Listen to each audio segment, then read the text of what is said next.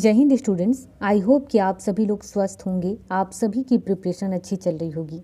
आज के current affair में हम स्कूल एजुकेशन, पीएम श्री योजना और इसके साथ ही मिड डे मील योजना के बारे में बात करने वाले हैं। गवर्नमेंट स्कूल के टीचर्स को अक्सर ऐसे काम दे दिए जाते हैं कि वो पढ़ाने के अलावा बाकी काम में व्यस्त रहते हैं। गवर्नमेंट स्कूल के टीचर्स को जनगणना से रिलेटेड, वोटर लिस्ट के रिव्यू से रिलेटेड, मिड डे मील से रिलेटेड या फिर स्टेट के द्वारा कई सारे प्रोग्राम चलाए जाते हैं, उन प्रोग्राम से रिलेटेड जिम्मेदारियां दे दी जाती हैं। इन सभी रीजंस के वजह से गवर्नमेंट स्कूल के टीचर्स स्टूडेंट्स को नहीं पढ़ा पाते हैं। ये बच्चों के एजुकेशन के साथ कहीं ना कहीं समझौता है, जो कि सही नहीं है। जब से न्यू एजुकेशन पॉलिसी आई है तब से कोशिश किया जा रहा है कि जितने भी ये सारे काम है, जो रीजंस हैं, इनको ख़त्म किया जाए। लेकिन उसके बाद भी अभी भी कई सारे स्कूल ऐसे हैं जहां पर टीचर्स पढ़ाने के अलावा उनको एक और जिम्मेदारी दी गई है कि मिड डे मील तैयार करवाएं और स्टूडेंट्स को टाइम पर उन्हें खिलाएं। अब इस जिम्मेदारी की वजह से टीचर्स का पूरा ध्यान मिड डे मील तैयार करवाने और बच्चों में बंटवाने में लगा होता है। अब न्यू एजुकेशन पॉलिसी के अकॉर्डिंग टीचर्स का काम है कि वो ओनली टीचिंग करें, इसके अलावा कोई दूसरा काम नहीं करें। और इसी की गारंटी सेंट्रल गवर्नमेंट सभी स्टेट से लेने में लगी हुई है। हाल ही में ये चर्चा में इस वजह से है क्योंकि सेंट्रल गवर्नमेंट सभी ब्लॉक के 2 स्कूल को पीएम श्री स्कीम के तहत अपग्रेड करने जा रहा है और अभी ये लास्ट प्रोसेस में है। यहाँ पर आपको बताना चाहेंगे कि इस स्कीम का फ़ायदा उन्हीं स्टेट को मिलेगा जो इसके पॉलिसी को टोटल फॉलो करने की गारंटी देंगे। अब इसके साथ ही आगे जानते हैं कि मिड डे मील स्कीम और पीएम श्री योजना क्या है।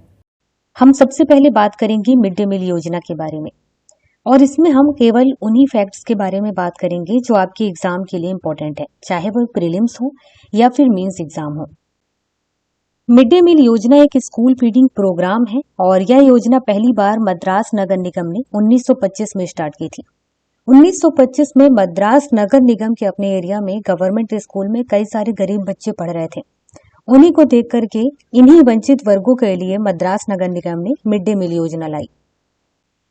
1980 तक लोगों को यह योजना काफी अच्छी लगती है और उसके बाद तमिलनाडु, केरल, गुजरात और पांडिचेरी यहाँ पर यह योजना लागू कर दी गई और धीरे धीरे करके पूरे भारत में कई सारे राज्यों में इस योजना को लागू कर दिया गया। इसके बाद क्या होता है, सेंट्रल गवर्नमेंट इस पर ध्यान देती है और क्या करती है, 15 अगस्त 1995 को प्राथमिक शिक्षा के लिए पोषण सहायता का राष्ट्रीय कार्यक्रम, इस नाम से इस योजना को पूरे इंडिया में लागू कर देती है। इस योजना को NPNSPE के नाम से भी जाना जाता है। फिर आगे चलकर के इस योजना का नाम बदल दिया जाता है और मध्याह्न भोजन या मिड डे मील इस योजना का नाम दे दिया जाता है। इसके बाद 2001 में भारत के सर्वोच्च न्यायालय सुप्रीम कोर्ट ने भी सभी राज्य सरकारों को सभी सरकारी सहायता प्राप्त प्राथमिक विद्यालयों में पका हुआ भोजन मतलब कि मध्याह्न भोजन उपलब्ध कराने का निर्देश दिया। इसके बाद आगे चल करके मध्याह्न भोजन योजना का नाम बदलकर पीएम पोषण शक्ति योजना कर दिया गया। यह योजना सरकारी और सरकारी सहायता प्राप्त स्कूलों में कक्षा 1 से कक्षा 8 तक के बच्चों को गर्म भोजन तैयार करके प्रदान करती है। पीएम पोषण शक्ति निर्माण योजना 5 साल की अवधि 2021-22 से 2025-26 के लिए लागू है। इसके बाद हम बात करते हैं पीएम श्री स्कूल के बारे में। इसका फुल फॉर्म है प्रधानमंत्री school for rising India. PM Shri school योजना 27,360 करोड़ रुपए की कुल परियोजना लागत के साथ 2022-23 से 2026 तक 5 वर्षों की अवधि में लागू की जाएगी। ये योजना बनाते समय बताया गया था। इसका मतलब है कि 2022-23 से इसे लागू कर दिया गया है और इसमें जो टोटल लागत आना था वो है 27,360 करोड़ रुपए। इसके बाद न्यू एजुकेशन पॉलिसी 2020 के सभी घटकों को प्रदर्शित करने के लिए देश भर में 14,500 से अधिक स्कूलों को पीएम श्री स्कूलों के रूप में विकसित किया जाएगा। इसमें यह कहा गया है कि हमारे यहाँ कई सारे स्कूल हैं और कई सारे स्कूल ब्लॉक के अंदर में भी आते होंगे। तो ये जो स्कूल हैं जो ब्लॉक के अंदर आते हैं तो उनमें से 2 स्कूल को लिया जाएगा और उन 2 स्कूलों को इस योजना से जोड़ दिया जाएगा।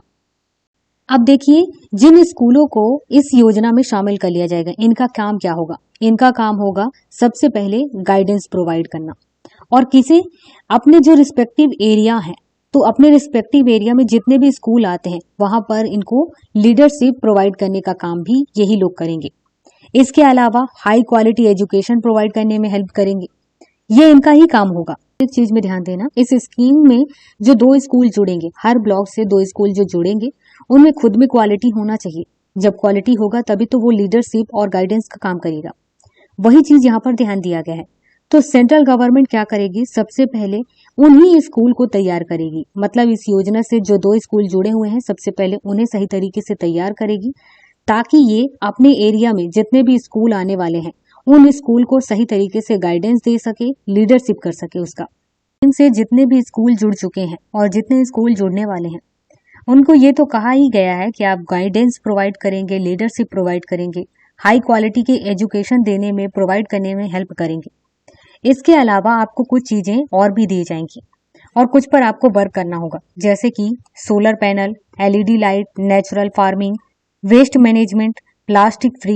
इसके अलावा वाटर कंजर्वेशन और वाटर हार्वेस्टिंग, इस पर आपको वर्क करना होगा। कुछ इंस्ट्रूमेंट भी दिए जाएंगे और इन पर वर्क इसलिए किया जाना है क्योंकि पीएम श्री स्कूल में कई सारी इनोवेशन करना है और इसके अलावा बच्चों को एजुकेट भी बनाना है इस तरीके से कि हमारे यहाँ जो बच्चे हैं वो केवल ग्रेड के स्तर पर तैयार नहीं हो, बल्कि इस तरीके से तैयार हो कि खुद अपने आप को बढ़ा सके, आगे खुद का बिजनेस तैयार कर सके, कुछ नया इनोवेशन कर सके। इस तरीके से बच्चों को तैयार किया जाएगा और उसी को ध्यान में रखते हुए इस तरीके से इस योजना को लाया गया है। इसके साथ ही प्रत्येक कक्षा में प्रत्येक बच्चे के सीखने के परिणामों पर ध्यान दिया जाएगा। मतलब ये कि केवल ऐसा नहीं है कि बच्चे को पढ़ाए जा रहे हैं, ध्यान दिया ही नहीं जा रहा है बच्चों पर। तो यहाँ पर बच्चों को पढ़ाया जाएगा, टाइम टाइम पर देखा जाएगा कि बच्चे क्या सीख रहे हैं और जो हम सिखाना चाह रहे हैं वो सही तरीके से सीख पा रहे हैं या नहीं सीख पा रहे हैं। तो ये है पीएम श्री स्कूल योजना के तहत जो बातें थी, जो एग्जाम से रिलेटेड इंपॉर्टेंट थी, वो आपको बता दिया गया है।